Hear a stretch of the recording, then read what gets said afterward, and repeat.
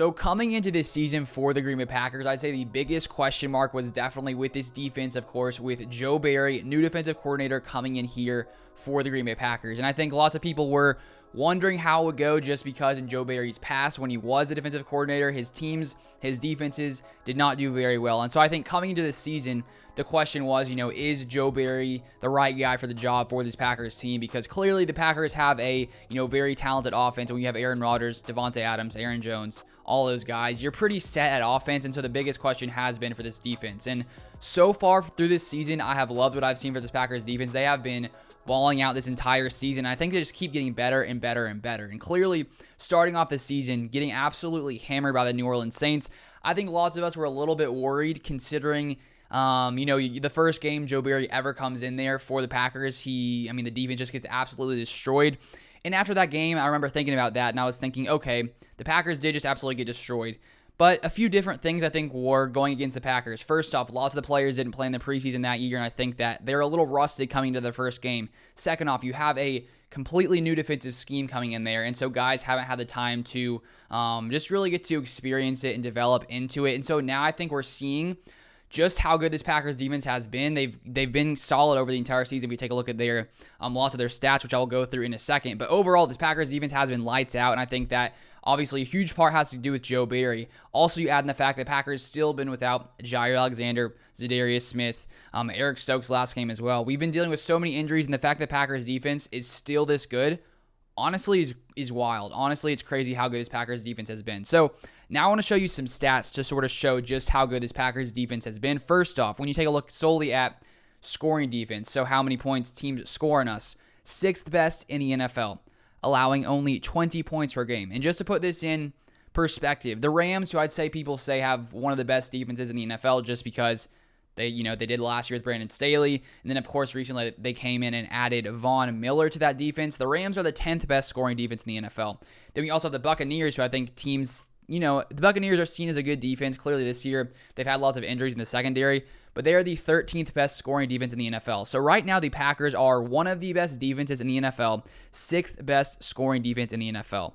Then we take a look at a few different stats. For rushing defense, Packers are 16th, allowing 110.8 rush yards per game.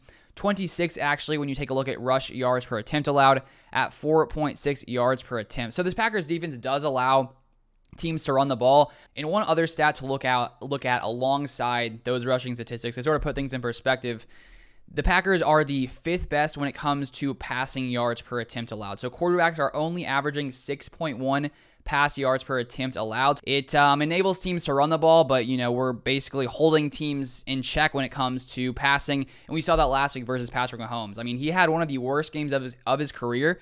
When you take a look solely at his passing yards, 166, I believe I saw somewhere that they said it was his worst passing day ever when it comes to yards and also yards per attempt. So this Packers defense is limiting quarterbacks, not enabling them to, throw the deep ball majority of the time. There have been a few times, Eric Stokes got burned versus DeAndre Hopkins a couple weeks ago. But overall, this Packers defense has been good in that area. And then one area this year, the Packers have really taken a huge step forward. Right here, I have a tweet. I say the Packers have the best tackling grade in the NFL. According to PFF, this Packers defense has a new energy this year, playing hard and flying to the ball. So the Packers, according to PFF, they grade, every single play. And when you take a look across every team in the NFL, they have given the Packers the best tackling grade in the NFL. And I think, especially in this game versus the Chiefs, we saw, Chris Barnes flying in the hole, stopping runs at the line. We saw Devandra Campbell consistently filling those holes, playing great against the run. I saw Darnell Savage in that game versus the Chiefs a few times flying in. There was one screen pass, I can't remember, I think it was to Tyreek Hill. Patrick Mahomes throws it out to the left side. Kelsey was, I think, supposed to block Darnell Savage. He flies in so fast, gets by, stops a guy in the backfield. I think they lost 2 or 3 yards on the play. So one thing I've noticed from this Packers defense is just the energy they're playing with. They're just flying around. They're making big hits. They're making big stops. And we saw that time and time again versus the Chiefs. So there were multiple, 3rd and short, 4th and shorts, where typically I feel like in the past you'd think, oh shoot, the Packers, they're just going to run the ball and get a first down. But in that game, there were multiple times that the Packers were able to stop them in short yardage situations, partly I'd say due to the fact of our linebacker play. Devandra Campbell clearly has been a beast so far this season. Such a great acquisition by Brian Gutekunst, only signing him for I think $2 million this offseason, and he has made a massive difference, just his ability to plug those holes.